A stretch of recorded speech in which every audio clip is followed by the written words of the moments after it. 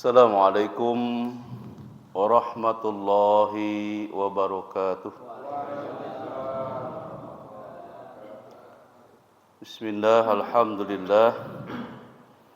Wassalatu wassalamu ala rasulillah wa ala alihi wa ashabihi wa mawalah. La hawla wa la quwata illa billah.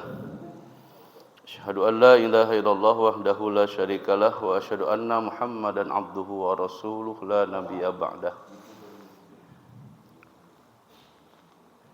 Bapak dan Ibu sekalian,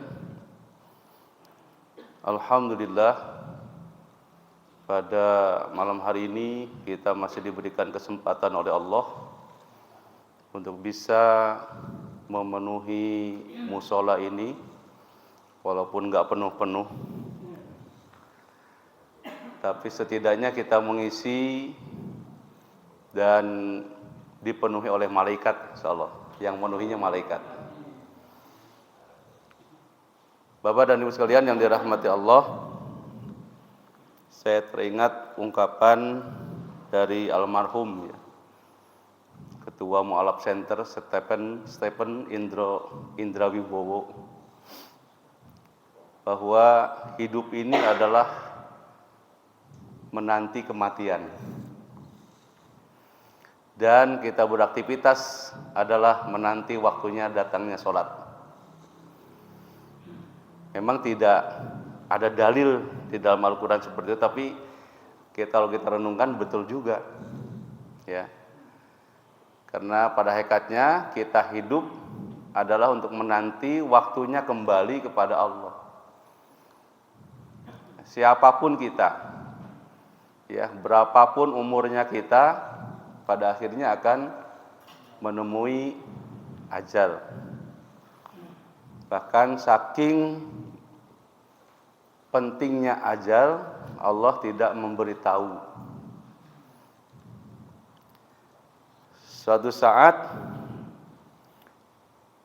ada Nabi Musa alaihissalam didatangi oleh seorang yang orang itu miskin.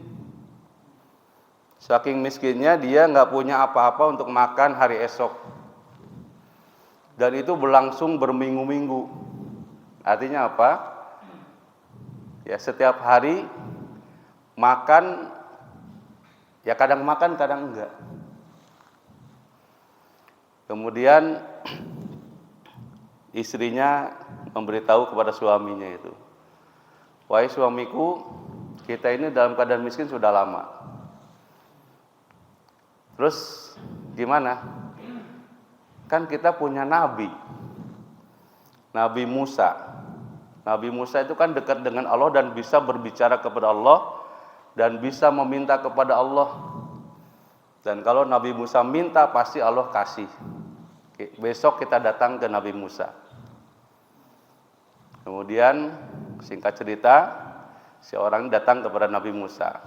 Wahai Nabi, saya ini sudah sumpek hidup dalam keadaan kemiskinan, hidup dalam kemeraratan, penderitaan.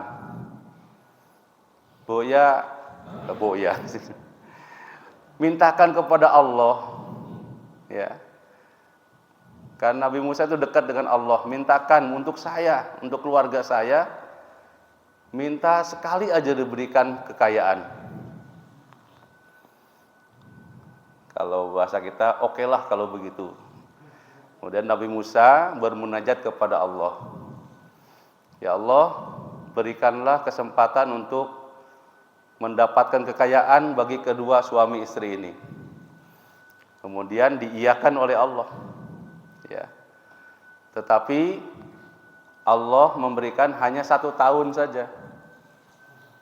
Ya, hanya 1 tahun saja Allah memberikan kekayaannya. Kalau sudah 1 tahun, Allah kembali ambil kekayaannya dan dia akan jatuh miskin kembali. Ya, kemudian dengan izin Allah, usahanya itu berkah. Usaha itu maju. Ketika dia menanam pohon, ya, tumbuh kembang dengan cepat, berbuah, bisa dijual. ketika dia menanam bibit ikan, bibit apapun, pokoknya tumbuh dengan baik, berkembang dengan baik. Makanya dia dalam sekejap dia menjadi orang yang kaya. Kemudian setelah kaya,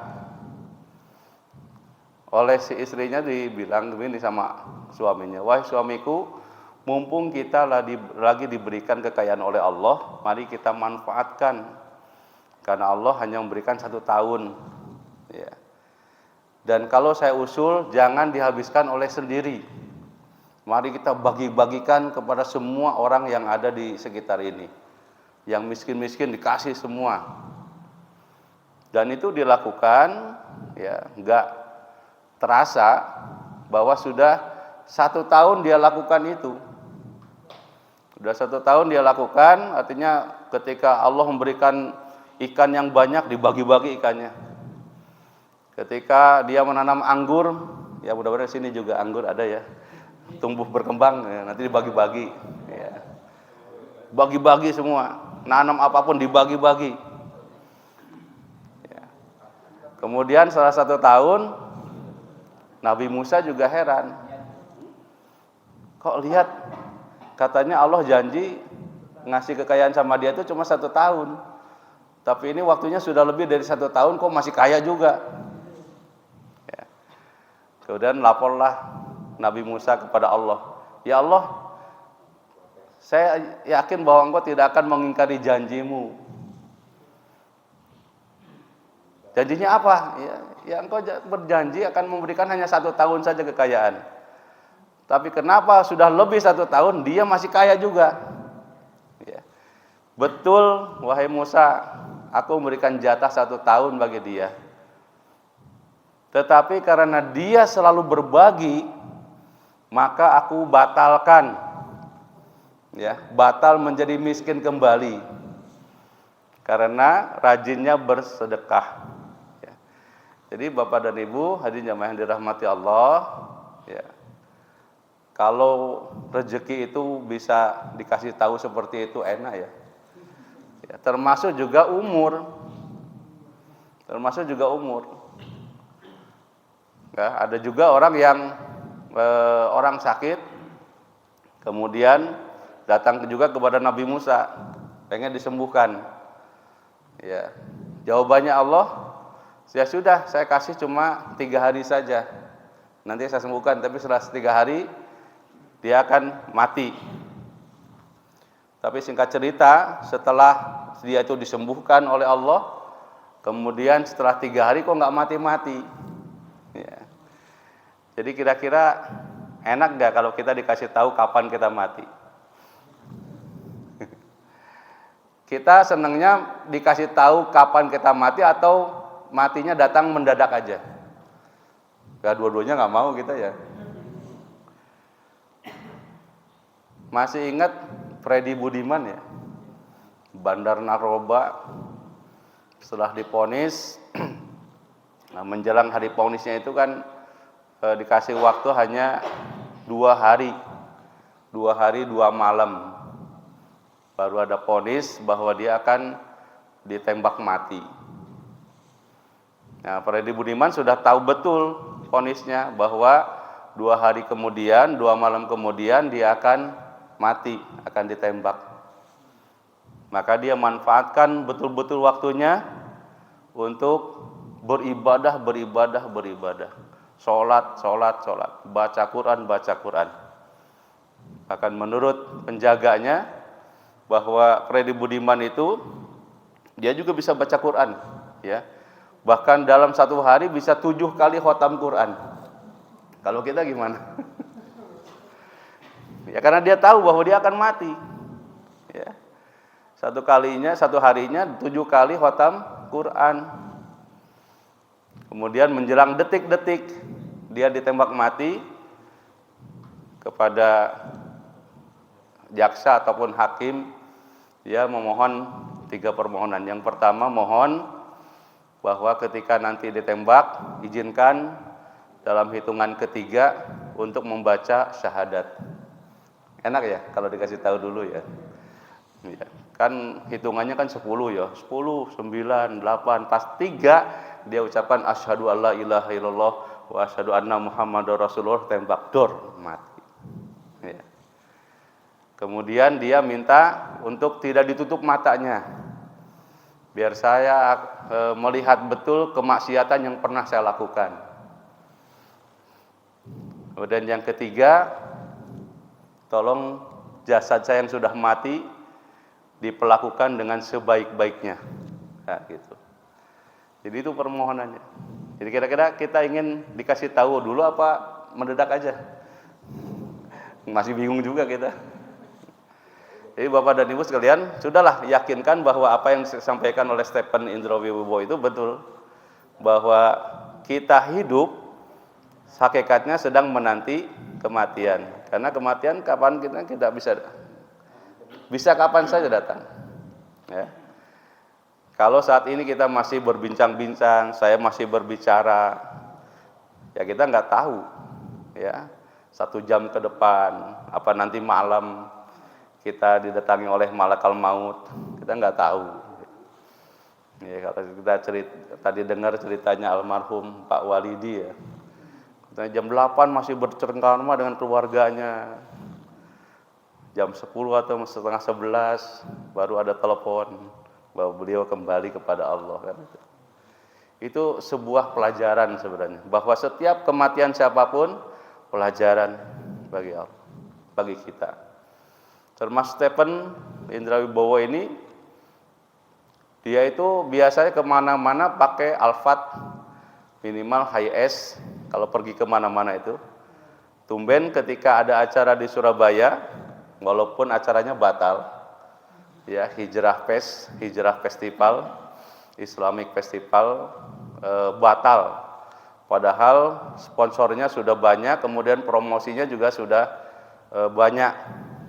Ya, jadi untuk beli tiketnya aja sekitar 250.000 dan itu sudah terjual habis tiketnya itu. Disiapkan 20.000 tiket, sudah habis seharga 250.000 rupiah. Tapi 2 hari menjelang itu dibatalkan. Wallahu a'lam alasannya kenapa batal. Ya, padahal narasumbernya sudah gubernur, kemudian penceramahnya juga dari Jawa Timur, dari mana-mana ada. Tapi dilalahnya dibatalkan. Padahal food court ataupun yang penyedia makanan itu sudah didatangkan dari semua daerah. Ya. Dari Betawi ada karedok, ada apalagi pokoknya makanan tradisional semua, kerak telur, semua sudah diboyong ke sana. Ya, dari Palembang, PMP, dan semuanya ada macam-macam sudah disiapkan, hampir 400 stand disiapkan pada saat itu. Karena dibatalkan ya nggak ada pengunjung, nggak ada pengunjungnya. Kemudian didatangi satu-satu oleh Stephen sebelum meninggal, yang pedagang ini. Bapak Ibu jangan khawatir, apapun yang sudah disiapkan akan saya beli semuanya. Ya. Akan saya beli semua. Kemudian hari Jumat pada saat itu, maka dibagikan sebagai makanan Jumat berkah. Ya. Setelah transaksi selesai, semuanya bukan ganti rugi tapi ganti untung. Ya, ganti untung, nggak ada yang rugi semuanya. Kalau modalnya 100 juta ya 100 juta, bahkan dilebihkan. Uangnya dari siapa? Dari Stephen Indrawibowo. Ya, tapi dilalahnya karena saking capeknya mikir, dia pun meninggal di tempat acara. Ya, kemudian dilalahnya lagi, kan dia tinggal di Bandung, kemudian nggak biasanya dia pakai ambulan dengan supir ambulan kemana-mana itu. Termasuk berangkat ke Surabaya memakai ambulan, dan kembali pakai ambulan itu juga, jenazahnya dibawa ke Bandung. Ya. Jadi Bapak dan Ibu, itu saya kira yang sudah kita dapatkan informasinya juga. Ya, hanya saya mengingatkan untuk diri saya sendiri bahwa hidup ini adalah pada hakikatnya menanti kematian, dan aktivitas apapun yang kita lakukan pada hakikatnya menanti datangnya waktu sholat. Seperti ngaji yang kita lakukan ini adalah menanti datangnya waktu sholat Isya. Ketika sudah selesai sholat Isya, kita makan, kita bercengkrama atau kita tidur, pada hakikatnya menanti datangnya waktu sholat tahajud. Selesai tahajud, witir, ya, kita zikir, kita doa, pada hakikatnya menanti datangnya sholat subuh. Sholat subuh selesai, kita zikir, doa lagi, baca Quran lagi sampai syuruk, ya, menanti datangnya waktu sholat syuruk. Sholat duha, selesai sholat duha kita bekerja, apapun profesi kita. Yang jualan di pasar ya jual di pasar, yang biasa ke kantor ya ke kantor, pada hakikatnya menanti datangnya waktu sholat duhur. Setelah sholat duhur kita makan, kemudian melanjutkan lagi pekerjaan, pada hakikatnya kita sedang menanti datangnya waktu sholat asar. Selesai sholat asar, kita berkemas pulang dari kantor, dari tempat usaha kita, pada hakikatnya menanti datangnya sholat maghrib. Ya, selesai sholat maghrib terus hidup itu memang seperti itu. Ya, makanya tidak salah kalau orang mengatakan bahwa kita itu menunggu sholat setelah sholat. Ketika selesai sholat Isya, kita nantikan sholat subuh. Selesai sholat subuh, kita nantikan sholat duhur dan seterusnya. Itulah aktivitas hidup kita. Bapak dan Ibu hadirin jamaah yang dirahmati Allah. Dan kita jangan heran bahwa kalau kita semakin hari ini semakin lemah, ya, karena Allah sudah menciptakan seperti itu. Dalam surah Ar-Rum ayat 54, Allah berfirman, Allahul ladzi khalaqakum min dha'fin summa ja'ala min ba'di dha'fin quwwatan summa ja'ala min ba'di quwwatin dha'fan wa syaibatan yakhluqu ma yasha wa huwal alimul qadir. Allah lah yang menciptakan kamu dalam keadaan lemah, awalnya lemah. Ya, lahir dalam seorang bayi. Ya, dalam keadaan lemah kan, tidak bisa apa-apa. Kemudian kita diberikan kekuatan. Yang tadinya kita nggak bisa berjalan, bisa berjalan. Yang tadinya kita nggak bisa berdiri, bisa berdiri. Yang tadinya kita nggak bisa berlari, bisa berlari. Yang tadinya kita nggak bisa mengangkat apapun, bisa mengangkat apapun. Yang tadinya kita nggak bisa melakukan profesi apapun, kemudian bisa. Itulah hidup. Ya, dari lemah menjadi kuat. Setelah kuat, nggak selamanya kuat kita itu. Yang biasanya kita bisa menyelesaikan persoalan kantor, apapun, serumit apapun saya bisa selesaikan. Tapi pada saatnya tidak bisa kita lakukan. Jangankan urusan kantor, urusan diri sendiri aja kita nggak bisa menyelesaikan masalah. Karena kita kembali lemah, ya. Maka jangan merasa kuat terus. Jadi kalau kita misalkan sekarang ini sakit, ya sudah, itu sudah memang sunatullahnya seperti itu. Ya, kalau kita misalkan sudah nggak bisa apa-apa lagi, ya sudah sunatullahnya seperti itu. Bahkan dikatakan sini setelah lemah, kuat, lemah lagi. Kemudian wasyaibatan, sampai beruban. Ya, kita semua beruban. Tadi saya berambut putih, sekarang mulai hitam, mulai putih, ya, janggut pun putih. Yakhluqu ma yasha, dan Allah ciptakan sesuai dengan kehendaknya Dia. Kita nggak bisa nawar, kita nggak bisa protes. Wa huwal alimul qadir, dan Dialah Allah yang Maha Tahu dan Maha Berkuasa. Bapak dan Ibu hadirin jamaah yang dirahmati Allah, ini baru pengantar ini. Ya, mengingatkan diri saya bahwa, hei Ustadz, Anda ini akan mati. Ayolah perbanyak amal ibadah. Ya, banyaklah bekal. Ya, karena rumah yang kita tempati sekarang nggak bisa dibawa ke akhirat. Ya, perniagaan kita nggak bisa dibawa ke akhirat. Istri dan anak kita nggak bisa dibawa ke akhirat. Ya, ke alam kubur nggak bisa. Yang kita bawa hanyalah amal ibadah kita masing-masing. Ya. Bapak dan Ibu hadirin jamaah yang dirahmati Allah. Baik, kembali kepada tema yang sudah saya sampaikan 1 bulan yang lalu ya, lewat Mang Ian ya. 2 risalah pokok syariat Islam untuk manusia. Ya, saya diingatkan jadi semuanya itu 2 aja lah. Ya. Yang pokok dalam ajaran Islam hanya 2. Sumbernya yaitu Al-Quran dan Sunnah atau hadis. Ya, hidup ini ada 2, dunia dan akhirat. Hidup di dunia dan akhirat. Hidup ini ada 2, ada kebaikan, ada keburukan. Ada keadilan, ada kedzaliman.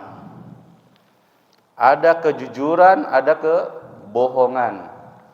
Jadi jangan heran kalau sekarang masalah ijazah palsu, ijazah bohong, itu udah ada sejak zaman dulunya.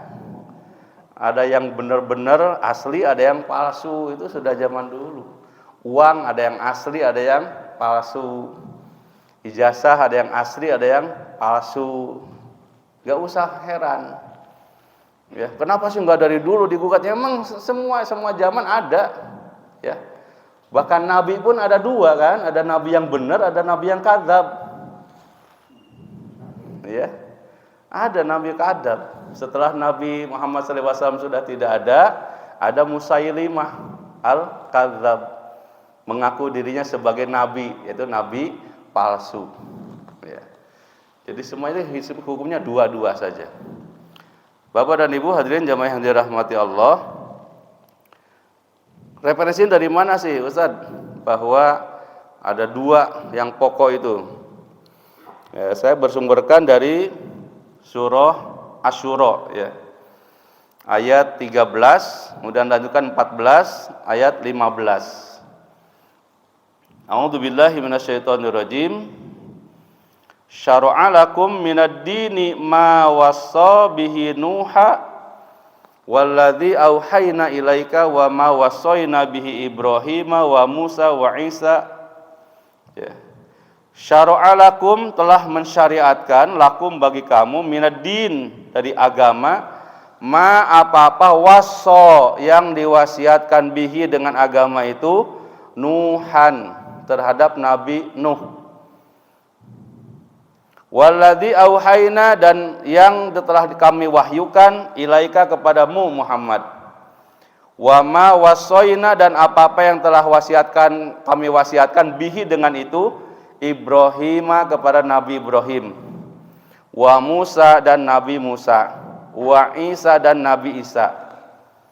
Jadi kalau kita lihat historisnya agama Islam ini adalah agama yang diwahyukan dan disyariatkan dari sejak zaman Nabi Adam bahkan.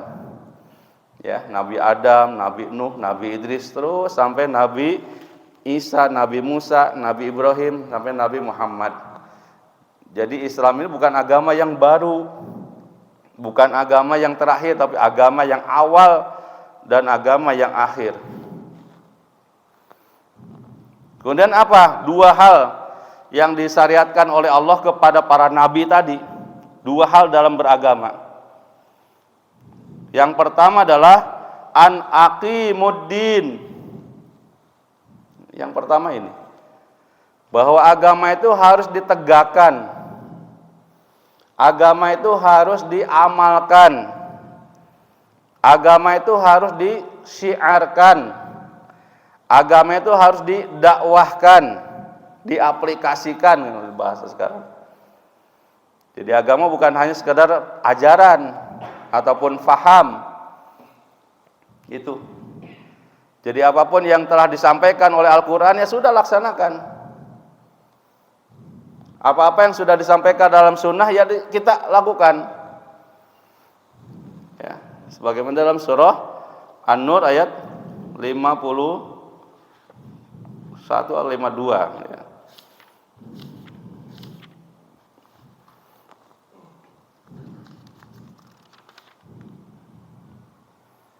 Bahwa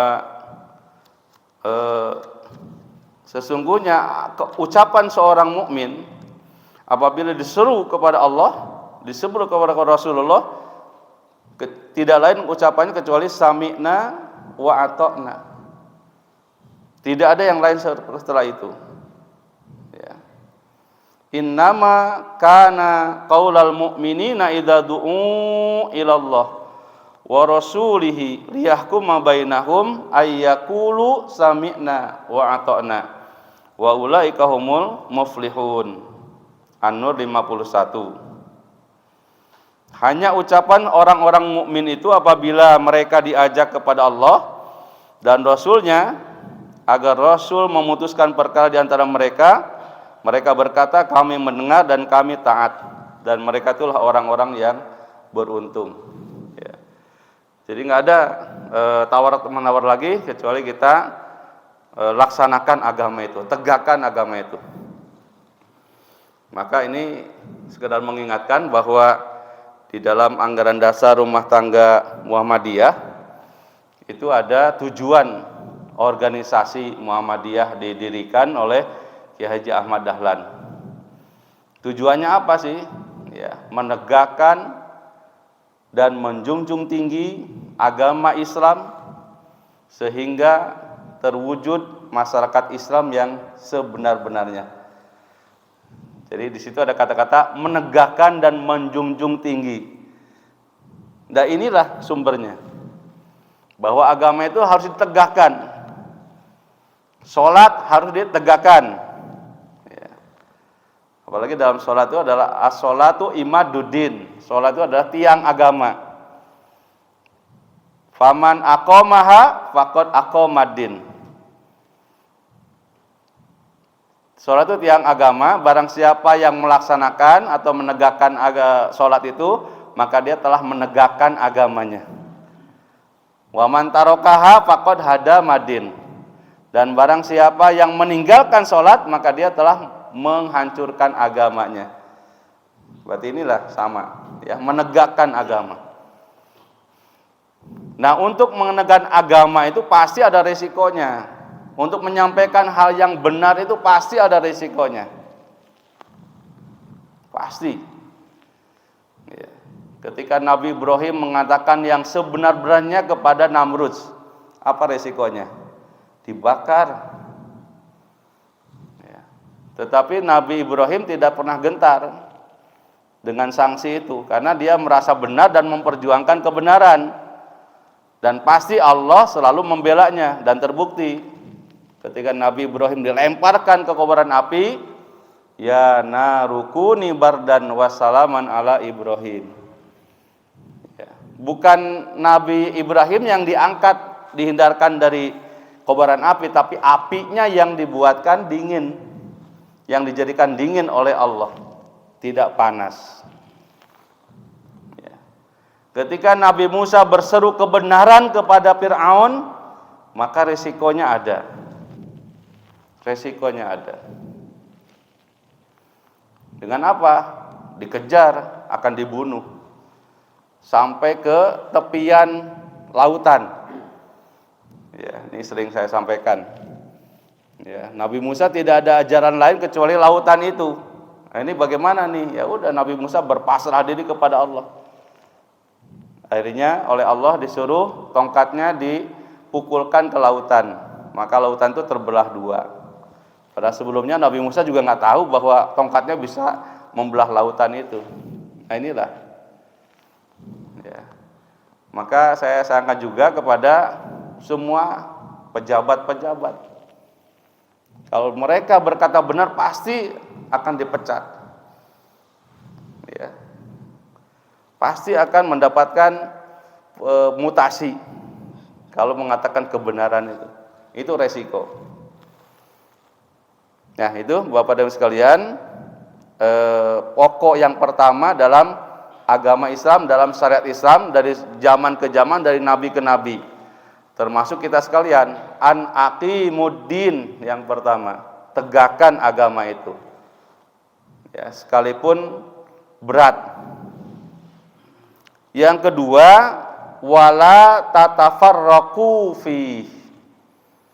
Dan janganlah bercerai-berai, berpecah belah, ya, dalam melaksanakan agama itu. Dan sekarang sudah mulai terpecah belah, Pak. Orang-orang yang di luar Islam itu tepuk tangan jika masih diperdebatkan antara maulid itu bid'ah apa sunnah, sholawatan itu bid'ah apa sunnah, ya, dan banyak hal yang lain. Apakah kita dikir tidak menyuarakan itu ini bid'ah apa sunnah? Berantem. Bahkan sekarang muncul lagi dibedakan atau ditubrukkan antara Wahabi, Salafi dan Ahli Sunnah wal Jamaah. Kadang kita juga pusing sendiri ketika lihat di YouTube apapun di TikTok, ya, di video-video, ustadz ini mengatakan bid'ah, ustadz ini mengatakan tidak bid'ah tapi sunnah. Orang yang tidak sholawatan disebut bukan ahlu sunnah. Orang yang tahlilan disebut bid'ah dan sebagainya. Padahal itu sudah sejak zaman dulu. Nggak usahlah diperdebatkan dan diperselisihkan. Akhirnya dalam pelaksanaannya mau maulid silahkan, mau tidak maulid juga silahkan. Orang yang maulidan juga itu tidak mengatakan bahwa yang tidak ikut maulid tidak sunnah, enggak, ya. Dan juga kita jangan mengatakan bahwa orang yang maulidan itu adalah bid'ah, ya.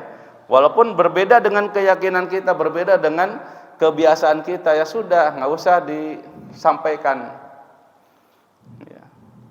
Bagi orang yang suka maulid, ya silahkan maulid. Bagi orang yang suka tahlil, ya silahkan. Bagi orang yang tidak suka, ya sudah, gitu. Masing-masing berjalan masing-masing, toleransi dengan sesama umat Islam. Maka sinilah dibedakan antara madhab dan manhaj, ya. Apa itu bedanya madhab dengan manhaj, ya? Ada madhab Syafi'i, ada madhab Hanafi, ada madhab Hambali, ya, dan lain sebagainya. Terus bedanya dengan manhaj apa, ya?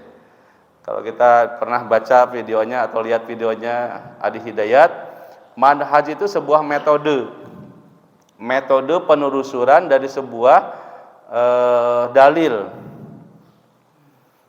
Ini dalil hadis seperti ini tuh sanadnya sampai enggak kepada Nabi. Itu namanya metode manhaj. Nanti boleh Bapak dan Ibu memperdalam lagi dengan mencari referensi yang lebih tentang madhab dan manhaj. Sekalipun kita berbeda madhab, berbeda manhaj, jangan jadikan sebagai benih-benih perselisihan. Ini wala tatafarraqu fi. Jadi dua hal yang sangat-sangat dipesankan oleh Allah sejak zaman dulu adalah an aqimuddin, yang kedua wala tatafarraqu fi.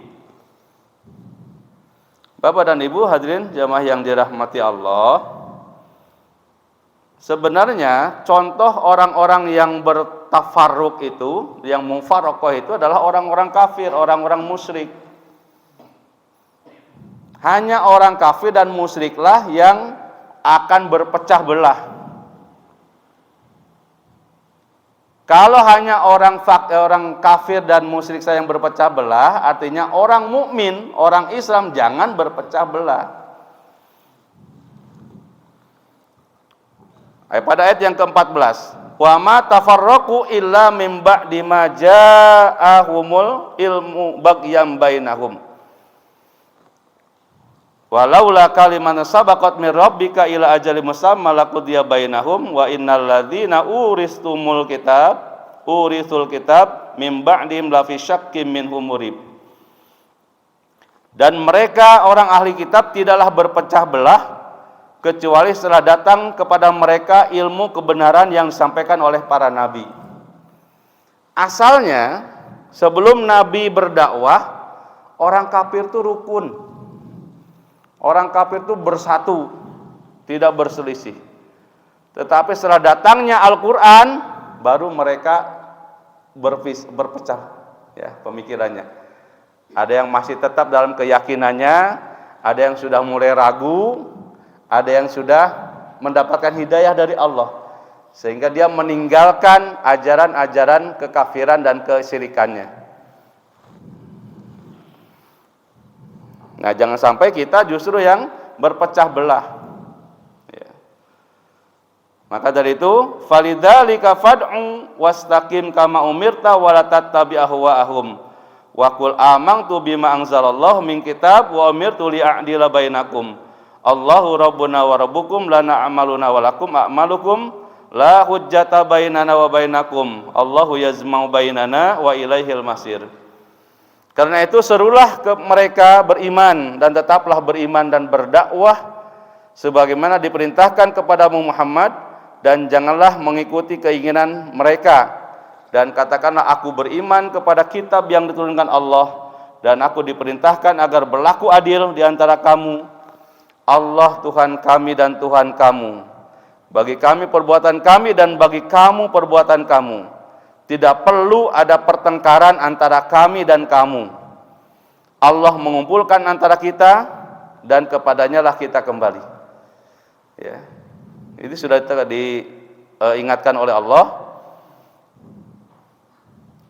Jadi Allahu Rabbuna wa Rabbukum lana a'maluna wa lakum a'malukum la hujjata bainana wa bainakum. Allahu yazma'u bainana wa ilaihil masir. Bagi kami perbuatan kami dan bagi kamu perbuatan kamu. Tidak perlu ada pertengkaran antara kami dan kamu. Ya, tadi masalahnya. Jangan dipertajam perbedaan-perbedaan pendapat itu, karena semuanya sama punya dalil. Ya, orang yang tahlilan ada dalilnya, orang yang sholawatan ada dalilnya. Udah jelas itu bahwa Allah memerintahkan untuk bersolawat. Innallaha wa malaikatahu yusholluna 'alan nabi ya ayyuhalladzina amanu shollu 'alaihi wa sallimu taslima. Cuma aplikasi dalam membaca sholawat itulah yang berbeda pemahaman. Kalau kita hanya sholawatnya, sholawat yang kita baca dalam sholat, Allahumma sholli ala Muhammad wa ala ali Muhammad kama shollaita ala Ibrahim wa ala ali Ibrahim wa barik ala Muhammad wa ala ali Muhammad kama barakta ala Ibrahim wa ala ali Ibrahim fil alamina innaka Hamidum Majid. Dari situ aja kadang-kadang beda pendapat. Ada yang tambahin Sayyidina, Allahumma sholli ala Sayyidina Muhammad wa ala ali Sayyidina Muhammad kama shollaita ala Sayyidina Muhammad wa ala ali Sayyidina Ibrahim, ya. Wa barik ala Sayyidina Ibrahim wa ala Sayyidina Ibrahim fil alam innaka. Udah. Ndak amaluna a'malukum. Sudah pakai Sayyidina ya sudah, silahkan. Ya, kalau kita nggak pakai Sayyidina juga silahkan. Jangan diperdebatkan. Makanya Bapak dan Ibu, perintah atau larangan untuk berdebat itu tidak hanya pada haji dan umroh saja, tapi dalam setiap pelaksanaan ajaran-ajaran agama Islam. Ya, wala rofasa, wala pusuko, wala jidala fil hajj. Kalau dalam haji kan khusus, tidak boleh rofas, tidak boleh pusuk, dan tidak boleh jidal. Karena ketika kita melaksanakan umroh dan haji, pasti di situ ada banyak sekali perbedaan. Ya.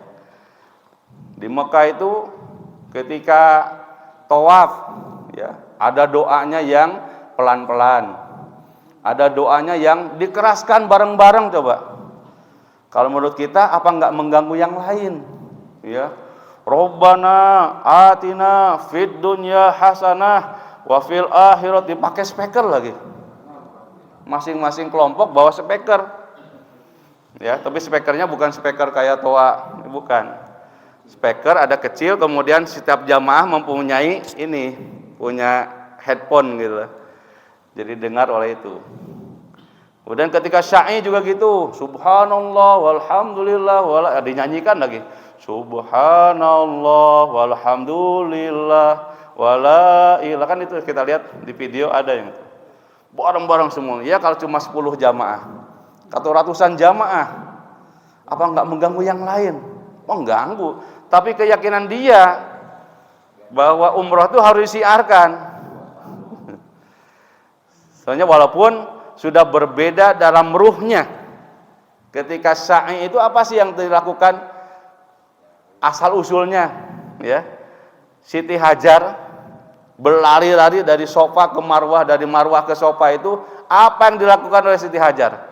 Enggak teriak-teriak, nangis, meminta kepada Allah, berdoa kepada Allah sampai lari-lari,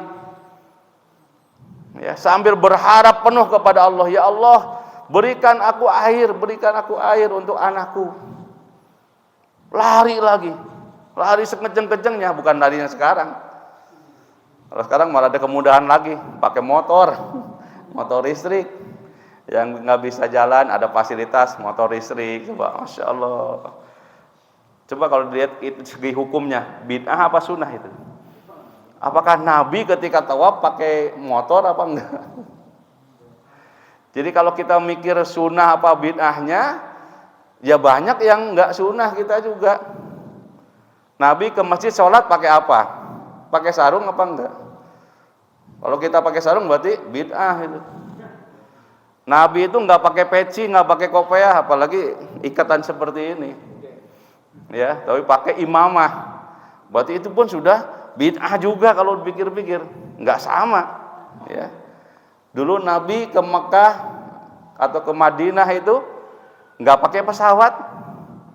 Sekarang kalau pakai pesawat berarti bid'ah juga. Nah, makanya kita perluaskan pemahaman tentang ajaran Islam. Berbeda pendapat silahkan, karena itu sebagai rahmat. Tapi jangan dijadikan sebagai benih-benih pertengkaran dan perselisihan. Ya. Inilah musibah yang terbesar yang dialami umat-umat Islam kalau sudah berpecah belah. Bapak dan Ibu hadirin jamaah yang dirahmati Allah, di sini juga dijelaskan bahwa dalam surah Ar-Rum, ya, ayat dari mulai 31, 32, ya, sebenarnya yang berpecah belah itu, yang suka berselisih adalah orang-orang musyrik. Ya. Munibina ilaihi wattaqu wa aqimus shalah wa la takunu minal musyrikin minal ladzina farraqu dinahum wa kanu syi'a kullu hizbin bima ladaihim farihun. Dalam ayat ke-31, dengan kembali bertaubat kepadanya dan bertakwalah kepadanya serta laksanakanlah sholat, dan janganlah kamu termasuk orang-orang yang mempersekutukan Allah. Siapa yang mempersekutukan Allah? Yaitu orang-orang yang memecah belah agama mereka, ya, orang musyrik. Dan mereka menjadi beberapa golongan, dan setiap golongan merasa bangga dengan apa yang pada golongan mereka. Ya, jangan kita sebagai orang NU jauh merasa lebih hebat daripada orang Muhammadiyah. Jangan kita sebagai orang Muhammadiyah jangan merasa lebih sunnah, lebih mulia daripada orang-orang NU. Jangan, golongan itu udah lepaskan. Bukan dasar kemuliaan, ya. Golongan ataupun ormas itu bukan menjadi dasar kemuliaan seseorang, tapi kembali dasar kemuliaan seorang adalah ketakwaan dan keimanan kita. Ya. Jangan kalau kita pakai celana cingkrang jauh lebih mulia daripada celana yang ke bawah. Jangan kita kalau merasa pakai mulia lebih pakai mulia kalau kita pakai gamis dengan pakai yang biasa, pakos oblong. Enggak. Kemuliaan tidak dilihat dari pakaian. Ya. Ini diingatkan bahwa yang melakukan seperti itu, yang bangga terhadap golongan mereka adalah orang-orang musyrik. Nah, bagi kita orang Islam, orang yang beriman, kembali kepada ayat yang pokok, fa'akim wajhaka lid-dini hanifa fitratallahi allati fataran nasa 'alaiha la tabdila li khalqillah dzalikad dinul qayyim walakin aktsaron nasi la ya'lamun. Surah Ar-Rum ayat 30. Maka hadapkanlah wajahmu dengan lurus kepada agama Islam sesuai fitrah Allah, disebabkan Dia telah menciptakan manusia menurut fitrahnya itu. Tidak ada perubahan pada penciptaan Allah. Itulah agama yang lurus, tetapi kebanyakan manusia tidak mengetahui. Bapak dan Ibu, inilah dua pokok dalam ajaran Islam. Ya, tegakkan agama dan jangan bercerai-berai, berpecah belah. Berbeda pendapat boleh, ya. Masalah fikih boleh berbeda pendapat. Zaman dulu sudah banyak perbedaan pendapat. Silahkan mau milih yang mana, ya. Yang jelas ada dalilnya, ada referensinya jelas, ada manhajnya. Manhajnya sampai kepada Rasulullah Shallallahu Alaihi Wasallam. Kira-kira jelas sampai di sini, ya. Jadi dua pokok itu, dua sumbernya adalah Al-Quran dan Sunnah. Dua ajaran yang harus kita tegakkan dalam agama adalah an aqimuddin, tegakkan agama, wala tatafarraqu fih, dan jangan berpecah belah. Jangan merasa golongan kita, jamaah kita jauh lebih mulia daripada jamaah yang lain. Jamaah al-jihad jangan merasa lebih mulia daripada jamaah masjid-masjid yang lain. Ya, ataupun sebaliknya, ya. Kita sama-sama punya jalan masing-masing, punya keyakinan masing-masing, punya kebiasaannya masing-masing, hormati dan hargai semuanya. Ya, karena nanti di akhirat tidak akan ditanya, kamu jamaah mana sih? Al-jihad apa bukan? Enggak akan ditanya. Ya. Ketika Bapak dan Ibu masuk ke dalam alam kubur, yang ditanya siapa? Tuhanmu. Marrabbuka. Siapa juga nabimu, siapa imammu, dan sebagainya. Tidak akan ditanya jamaah mana. Kamu murid mana? Murid ustadz siapa? Nggak akan ditanya. Ya, nggak akan ditanya. Maka jaga persatuan dan kesatuan umat Islam dalam segala hal. Ya. Inilah yang bisa saya sampaikan pada kesempatan ini. Mudah-mudahan mengingatkan kita untuk bisa menegakkan dan mengagungkan Islam. Karena al-Islamu ya'lu wala yu'la alaih. Islam adalah agama yang tinggi dan tidak ada yang menandingi ketinggiannya kecuali agama Islam. Kalau Islam dibandingkan dengan agama yang lain, boleh. Karena Islam sudah ditinggikan oleh Allah. Agama yang lain yang bukan Islam direndahkan oleh Allah. Tapi sesama agama Islam jangan saling merasa lebih tinggi. Termasuk diri kita jangan merasa paling soleh, merasa paling sunnah, merasa paling menjadi sunnah awal jamaah, merasa yang paling bersih daripada bid'ah. Jangan. Sudah kita ikuti apa yang diwahyukan oleh Allah dalam Al-Quran, apa yang disunahkan oleh Rasulullah SAW, yang diajarkan dan diteruskan oleh para ulama, para syekh, ya, para kiai kita. Ya, demikian yang dapat saya sampaikan. Mudah-mudahan bermanfaat. Kalau ada pertanyaan nanti setelah sholat lah silakan. Karena sudah waktunya sholat isya kan ya. Ya, kita berdoa mudah-mudahan semua kita diberikan sehat oleh Allah. Semua urusan kita dimudahkan oleh Allah. Yang sakit, ya, wabil khusus Pak Haji Dardiri yang sedang sakit, kita doakan mudah-mudahan dalam proses penyembuhan dan pengobatannya dimudahkan oleh Allah Subhanahu wa taala. Dan kita pun mudah-mudahan senantiasa sehat sehingga kita bisa melaksanakan aktivitas apapun yang sudah kita rencanakan di hari esok dan hari-hari mendatang. Demikian, mohon maaf atas kekurangan kehilafannya. Billahi taufiq wal hidayah. Assalamualaikum warahmatullahi wabarakatuh.